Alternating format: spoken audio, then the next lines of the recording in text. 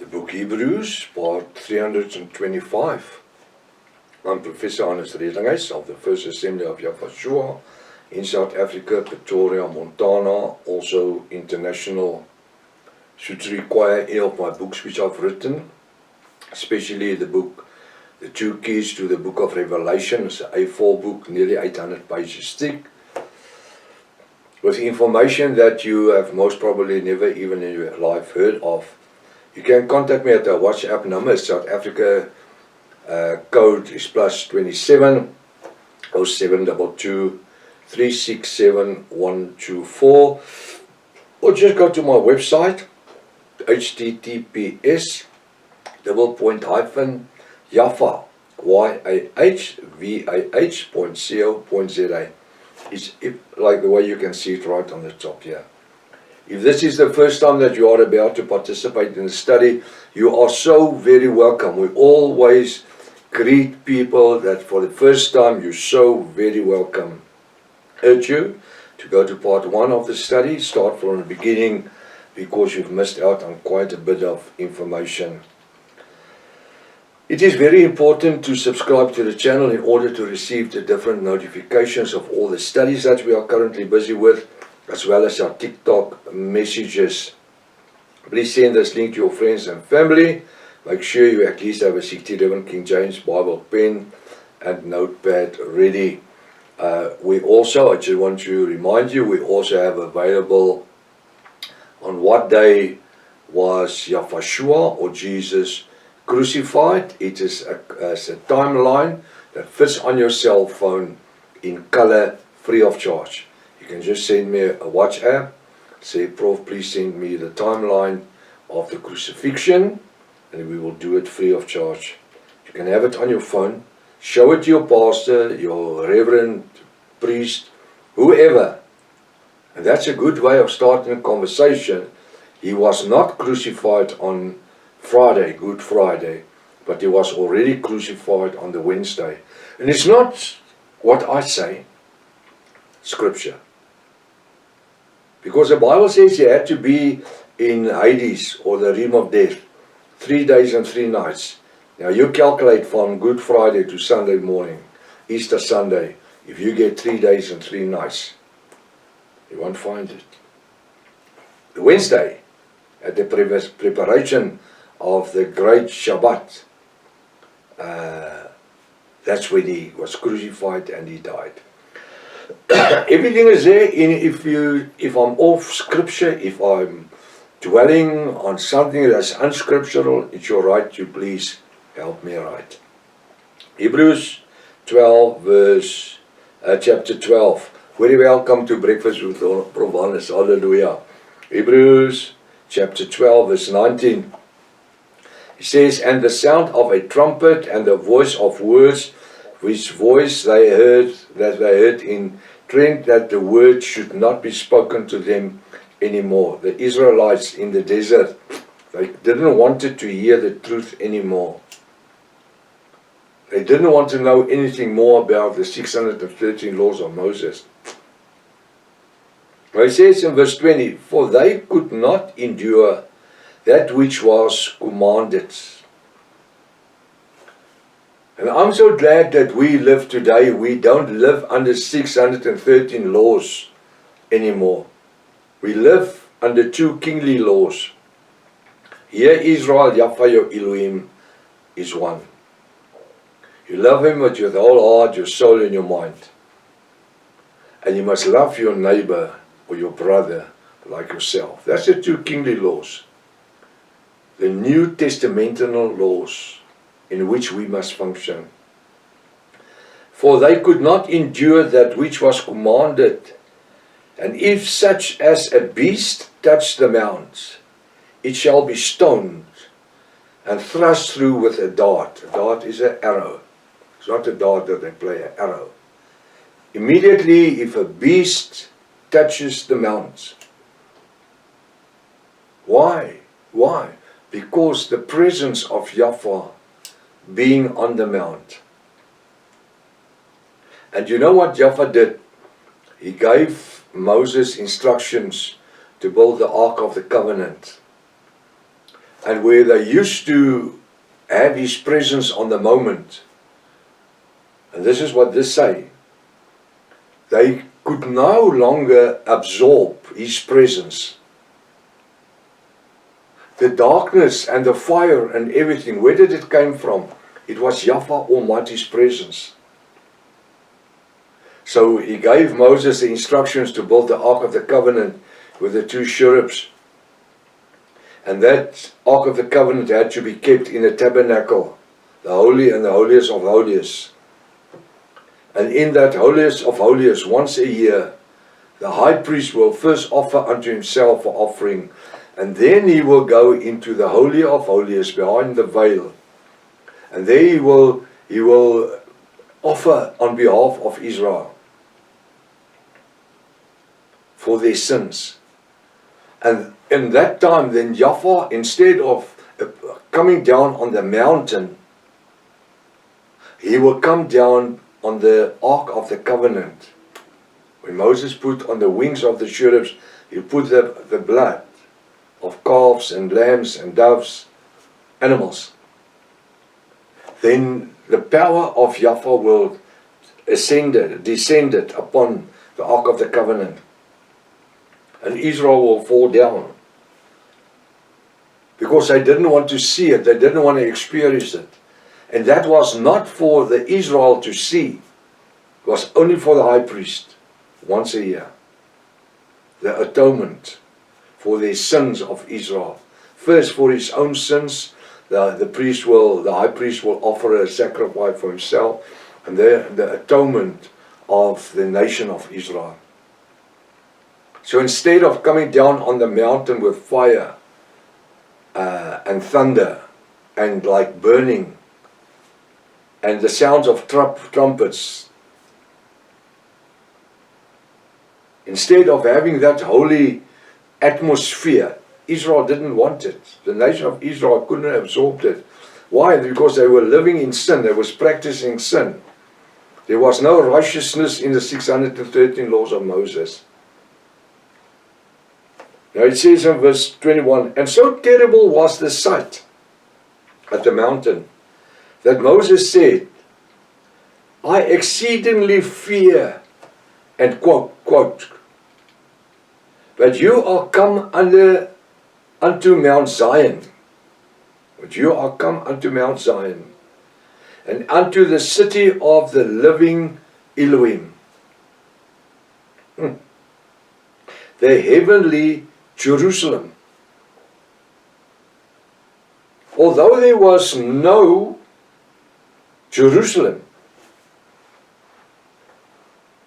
Moses said, when this manifestation took place, as if you have come to Mount Zion, and unto the city of the living Elohim, the heavenly Jerusalem. But otherwise, the one that's been spoken of in Revelation 21. The heavenly Jerusalem, you go and read it. Revelation 21. And if you have my book, The 2 Keys to the Book of Revelation, go in and study directly to Revelation 21. And see all the figurative speech which is mentioned there, which I exhibit unto you through the anointing of the Ruach HaKodesh. And unto the city of the living Elohim, that's Yahweh, the heavenly Jerusalem, and to an innumerable company of angels. The moment that appeared, that Yahweh spoke to Moses, the Israelites could not absorb it. It brought them to fear. Verse 23, to the general assembly of the church of the firstborn, which are written in heaven. To the general assembly, the Israelites. Now the word church has been written in here. It should have been congregation. Because in the Old Testament, the word church never exists.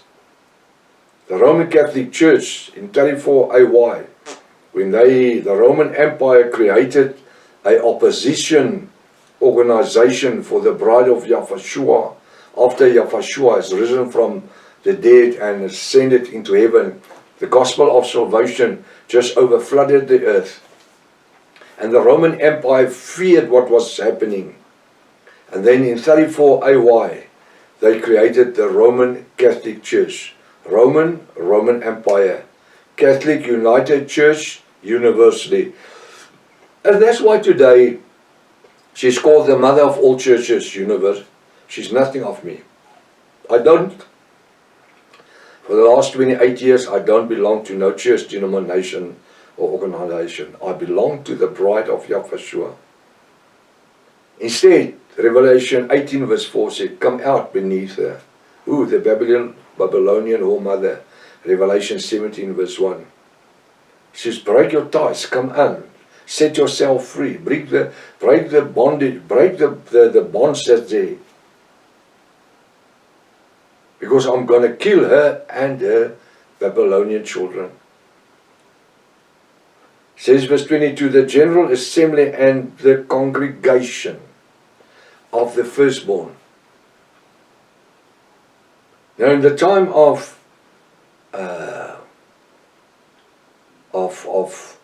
Moses, the firstborns reflected unto the sons and not to the daughters. Now the firstborns which are written in heaven, the firstborns it's unto the bride. We are called bride. Yavist. We are the firstborn. Because the Bible says, Yahweh our Elohim has no desire that we be circumcised anymore by our flesh, but by our minds. Not our hearts, our minds. Our soul's dimension. And through repentance and immersing in the name of Yahushua to the forgiveness of your sin. Acts 2 verse 32 verse to 48. 42. Acts 2 36 to 42. We become part of the firstborns which is written in heaven.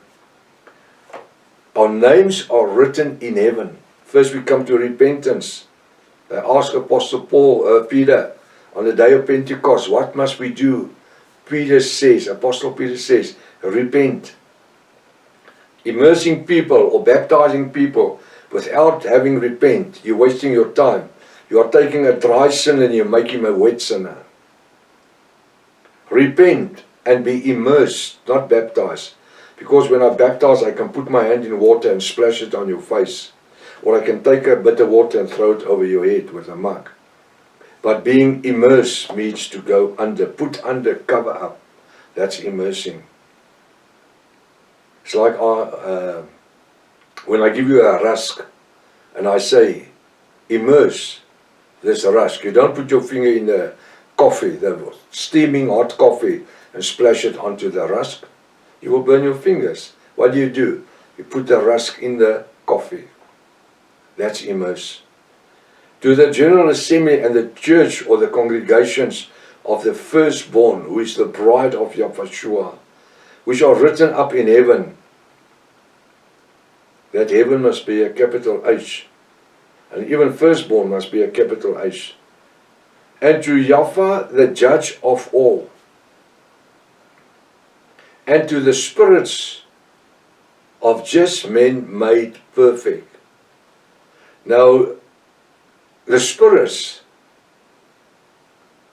is with a small s. It's not the Ruach HaKodesh.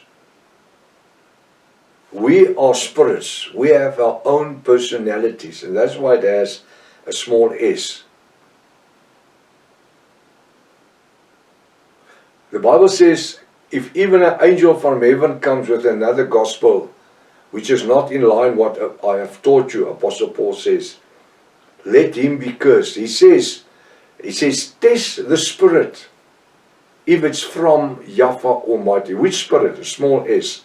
Test the person that brings the false doctrine. Test what he or she is saying, if it's scriptural or unscriptural. Test them with the word and see. So and to the spirit of just men make perfect. That spirit means the fruits that I present. The Holy Spirit or the Ruach HaKodesh fruits which I present in my life, which will unveil my spirit. My spirit is my attitude, the way that I address myself or represent myself unto the world. And that's why it's in a small s. It's me, it's you. So the Bible says here that our names has been written up in heaven. And Yahweh, the judge of all. Now when you read Revelation 20 verse 4, Apostle John says, I saw the thrones, and they sat upon the thrones, and judgment was given unto them. The judgment is given unto the bride of Yahushua, who's going to sit on the thrones. Revelation 20 verse 4. Now if you have my book, The 2 Keys to the Book of Revelation, you can check that out and you can make your own study. So time has caught up with us. There's a whole weekend in front of us. Let's preach the gospel. Let's live the gospel. Let's be the gospel. Shine unto a lost world with the love that Yahweh has granted us in the Revelation word. Maranatha. Yahushua is coming back again. Hallelujah.